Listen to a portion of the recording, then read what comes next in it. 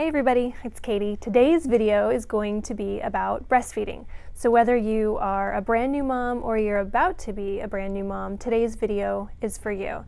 If breastfeeding feels overwhelming or you're not quite sure you're going to be able to do it, or maybe you've tried once and weren't successful, today I want to talk about 5 tips and strategies to kind of help jumpstart a successful nursing relationship with your baby. Tip number 1 is before your baby is ever even born, while you're still pregnant, I would suggest identifying help.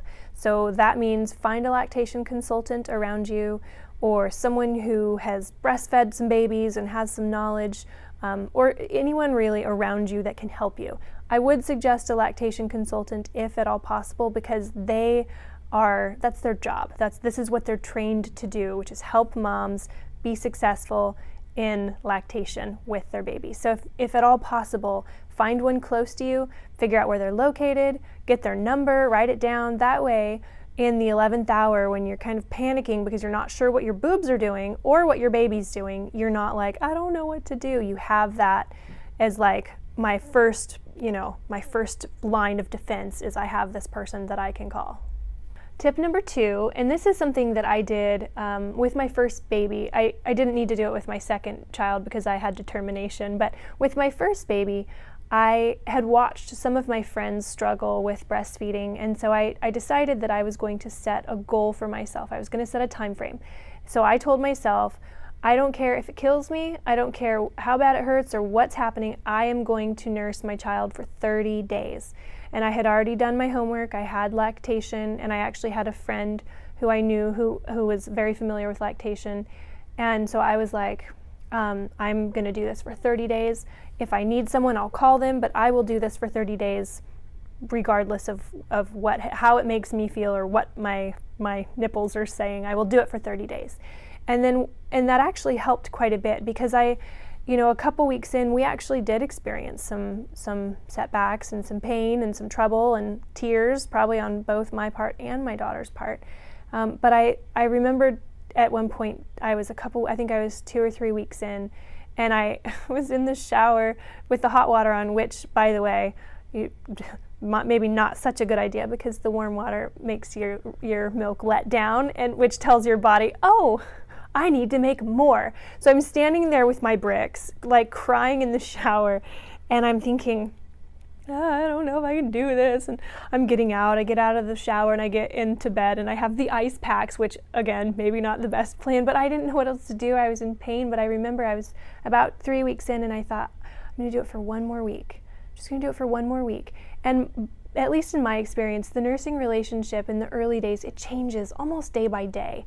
And so if you have 1 horrible day or 2 horrible days, the next day, maybe it's even better, or maybe it gets a little better. And so for me, having that challenge that I set for myself of 30 days, and then once I made it to 30 days, I was like, I'm gonna go another 30 days.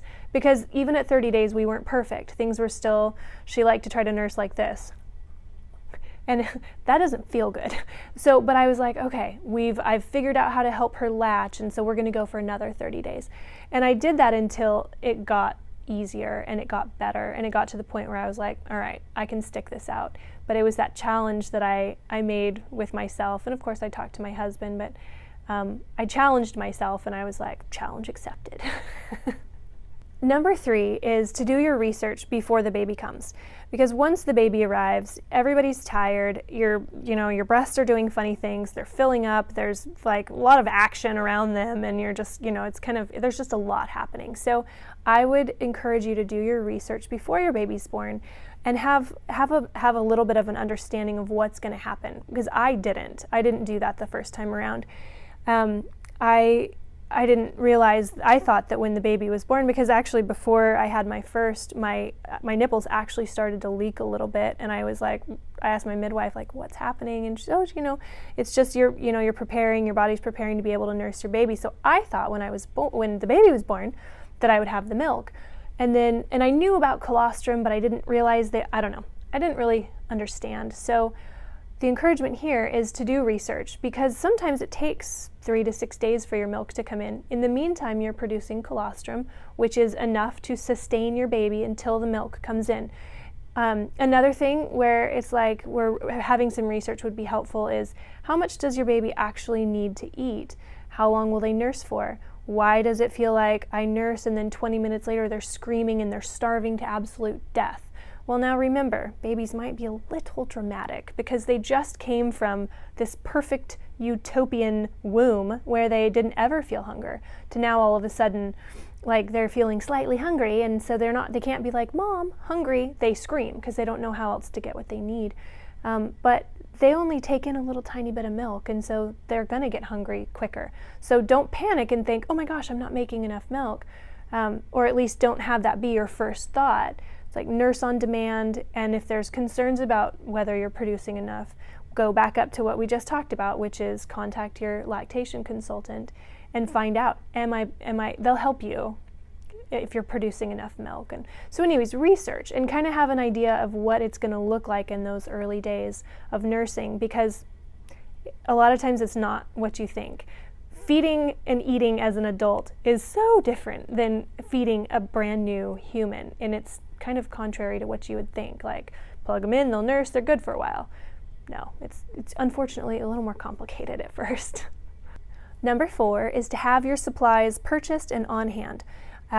Nipple cream, you're gonna need it, and don't worry, it's okay, it's safe for the baby. The people who are making it, there's all kinds from organic to the stuff that you can buy at Walmart. It's specifically designed to not harm your child, and trust me when I say that you will probably want it. So nipple cream obviously is very important, and then you also are probably going to want to get the nursing pads, whether you want to do the disposable or the washable ones, because you probably will leak along with other parts of your body. You will be leaking, so make sure you have those, and just general care for your breast. Now, I mentioned a few minutes ago about hot showers and cold ice packs. I would encourage you to proceed cautiously in that area. I did it just because I was in pain and I didn't know what else to do.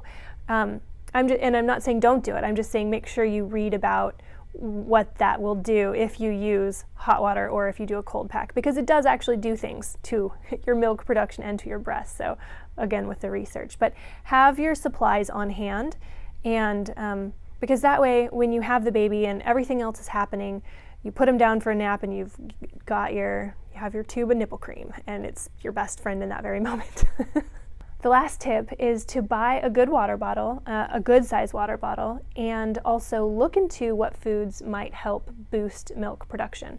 Believe it or not, there are some foods out there that are rumored to help with production of milk, and oatmeal is one of them, garlic, leafy green vegetables, which then you kind of hear sometimes where it's like, oh, it might give them gas. Well, don't worry about that. Cross that bridge when you come to it. Right now, we're working on making sure there's enough milk to feed your little human. Then there are things like mother's milk tea, which has something I can't pronounce, like fenugreek. I think that's how you say it. I'm not sure. I don't know. But there's that, and then like did I say brewer's yeast? So there are things that are rumored to help with milk production, and if you are concerned about it, throwing in leafy greens into your diet and garlic and drinking extra water, not going to kill you. It's actually going to be helpful. And on that note, the water bottle. My husband and I got a good size water bottle, a Camelback water bottle, before I had my first daughter, because I was thinking, oh, I might want to drink when I'm in labor. I didn't want to do anything when I was in labor. Don't touch me. But I had that, and then every night before I went to bed, and all throughout the day, of course, too, but every night before I went to bed, I filled it up, because when you're nursing a baby, especially as it picks up and they're nursing more frequently, your body will literally scream for water. And if you're concerned about milk production, drink water. Like literally, that's the very first thing I can tell you is drink water, because that's obviously where it's coming from, and it's going to be helpful for you and for your body, keeping you healthy as well. If this video has been helpful for you, or if you know someone who is approaching this time in their life, I would love it if you would share the video. If you like it, give it a thumbs up. And also, if you have any thoughts about breastfeeding and how to make this journey more successful, I would love to hear your ideas down in the comments, so drop us a line if you'd like. We also have a Facebook page if you'd like to check us out there. We have daily content. We'd love for you to join us in that area as well. And also, if you're not a subscriber, I would love to include you in our journey, so you can click on the subscribe button and join along with us. And that's it, guys. Thanks so much for watching. I hope you have a great day, and we'll see you for our next video.